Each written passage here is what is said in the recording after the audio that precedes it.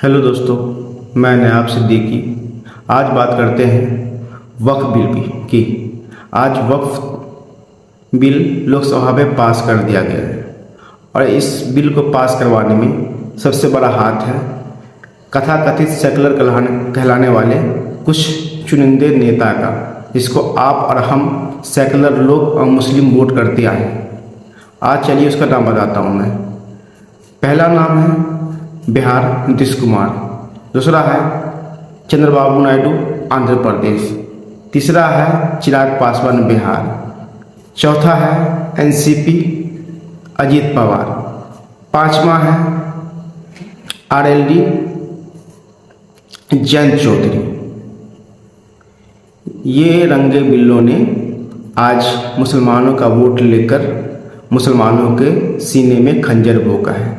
ये लोग हमेशा से मुसलमानों का वोट लेकर एमएलए, एमपी, मुख्यमंत्री, मंत्री बनते रहे। जब इसे मुसलमानों का हक दिलाने का वक्त आया तो इन्होंने अपना रंग दिखाकर कॉमनल बन गए। बीजेपी के साथ में भगवा रंग में रंग कर इन्होंने मुसलमानों का विरोध किया और बिल पास करवा दिया। वक्त को लेकर अगर जब भी इतिहास लिखा जाएगा, अगर ये कानून पास हो जाता है तो इसका दोष भाजपा पर तो है ही। भाजपा वाले तो इसको ला ही रहे हैं, लेकिन इसमें सबसे बड़े दोषी नीतीश कुमार होंगे, क्योंकि अगर नीतीश कुमार चाहते तो ये कानून रुक जाता। नीतीश जी के पास वो संख्या है, अगर नीतीश जी के 12 सांसद आज सरकार के समर्थन में न खड़े हों तो ये कानून रुक जाएगा। तो मैं अभी भी नीतीश जी के साथियों से उनको आग्रह करूंगा कि आप भाजपा पर दबाव बनाइए, ये कहिए कि कम से कम इस कानून पर हम लोग आपके साथ नहीं हैं। और जितने मुस्लिम साथी जुड़े हुए हैं, आज भी जुड़े हुए हैं जदयू में, उनसे भी कहूंगा कि आप लोग नीतीश जी से, अपने दल के नेता से ये बात कहिए कि आज भी अगर आप समर्थन नहीं करेंगे तो वक्त का कानून रुक सकता है। इसलिए सबसे ज्यादा दोष अगर कानून बना तो नीतीश कुमार पर होगा। चलिए आप बात करते हैं दो रंगा बिल्ला की। एक रंगा बिल्ला हमारे जो अहम किरदार में है, एक है नीतीश कुमार रंगा और दूसरा है बिल्ला चंद्रबाबू नायडू। इस रंगा को, नीतीश कुमार को, मुसलमानों ने हमेशा अपना समर्थन दिया है और सरकार में वो लाते रहे और मुख्यमंत्री बनते रहे। बात करते हैं 2015 की। 2015 में मुसलमानों ने 96% वोट महागठबंधन को दिया था। इसमें से आरजेडी, कांग्रेस और ये रंगा नीतीश कुमार चुनाव लड़े थे। इनकी सरकार बनी थी। सबसे ज़्यादा वोट का रेशियो मुसलमानों का था। अगर मुसलमान अपना वोट नहीं करते तो शायद ये मुख्यमंत्री नहीं होते। उसके बाद ये तोड़कर चले गए बीजेपी में, फिर ही मुसलमानों ने इनको वोट करते रहे। उसके बावजूद इन्होंने हमेशा मुसलमान के खिलाफ बिल पे बिल पास करवाते रहे, फिर भी मुसलमान इसको नज़रअंदाज करके इसको वोट करते रहे। लेकिन फिर आज इन्होंने दिखा दिया है कि ये सिर्फ कहने के सेकुलर है, बाकी ये कॉमनल है अंदर से। ये अंदर से संघी है, जनसंघी है। ये मुसलमानों के दुश्मन है। आज इन्होंने दिखा दिया कि मुसलमानों के ना कभी हो सकते थे ना कभी होंगे। आज ने इन्होंने बिल पास करवाकर इस बात को साबित कर दिया है। मुसलमान हमेशा इनको 20 से 25-30% वोट करते रहे। बिहार में मुसलमान की आबादी 18% है। 18% के हिसाब से कम 40 सीट बनता है।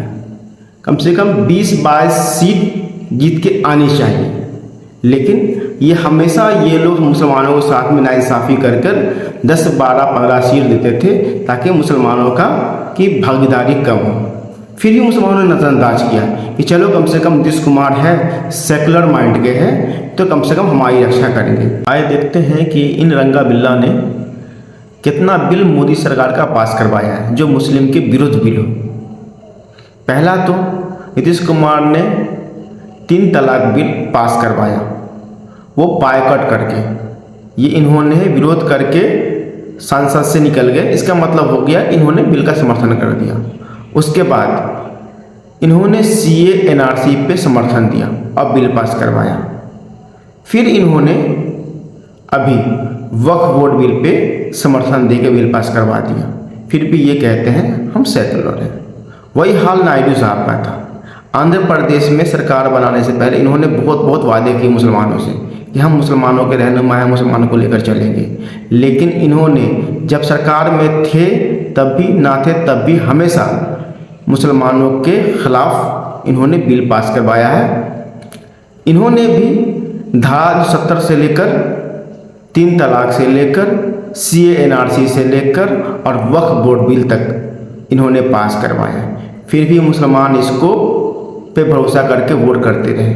लेकिन अब भारत के मुसलमानों को सोचना पड़ेगा कि ये इन लोगों को जो हम वोट दे रहे हैं, ये हम अपनी कब्र खोदने के लिए वोट दे रहे हैं। अब हमारे कौम को, लोगों को जागना पड़ेगा कि हम किसे अपना रहनुमा माने या किसे ना माने। अब ये वक्त आ गया है कि हम अपना स्टैंड क्लियर करें और हम अपनी लड़ाई खुद से लड़ें, सड़कों पर लड़ें, संसद का घेराव करें, विधानसभा का घेराव करें, हम अपनी गिरफ्तारी पेश करें। जब तक हमारे नौजवान हम सड़क पे नहीं निकलेंगे, या अब तक तो हमारे ये घर तोड़ते आए हैं, अब ये हमारी मस्जिद, मदारिस, कब्रिस्तान तक छीनने का इन्होंने प्लान कर लिया है। तो अब मैं भारत के नौजवानों से आग्रह और निवेदन करूंगा कि ये अब सड़कों पर उतरे और आंदोलन करें। आज़ादी की लड़ाई अंग्रेज़ों से लड़े गए थे, बहुत सारे लोग शहीद हुए, अपनी जान दी, मुल्क आज़ाद हुआ। लेकिन अभी भी गुजरातियों ने इस मुल्क पे कब्जा कर रखे हैं। अंग्रेज़ तो बाहर के थे, चले गए, लेकिन ये गुजराती, ये संगी, ये भारत के ही है और भारत को अपना गुलाम बना रखा है। इसके लिए हमें अब सड़क पे उतरना पड़ेगा, हमें अपनी हक की लड़ाई लड़नी पड़ेगी, अपने लिए, अपने बच्चों के लिए, अपने मुल्क के लिए, अपने बिहार के लिए, अपने लोगों के लिए लड़ना पड़ेगा। आपकी लड़ाई और कोई नहीं लड़ सकता। आप अगर सोचते हो कि आपका कोई पड़ोसी आपके आके लड़ाई आके लड़ेगा, तो नहीं लड़ सकता। हमने CA NRC 3 तलाक तक देखा है। जो भी अपने आप को सेकुलर कराते हैं, वो मीडिया में आके 2 बाइट दे देंगे, 2 कदम चल लेंगे, लेकिन आपकी लड़ाई नहीं लड़ेंगे। सड़क पे मरे जा रहे हैं आपके बच्चे, हम नौजवान मारे जाते हैं, बाकी लोग नहीं मरे जाते। हम 20 करोड़ लोग हैं भारत के अंदर, 20 करोड़ लोग हैं। हमें अपनी लड़ाई खुद लड़नी पड़ेगी। हम दुनिया के 3rd लार्जेस्ट मुसलमान हैं भारत में। पहला इंडोनेशिया, दूसरा पाकिस्तान, तीसरा इंडिया के अंदर।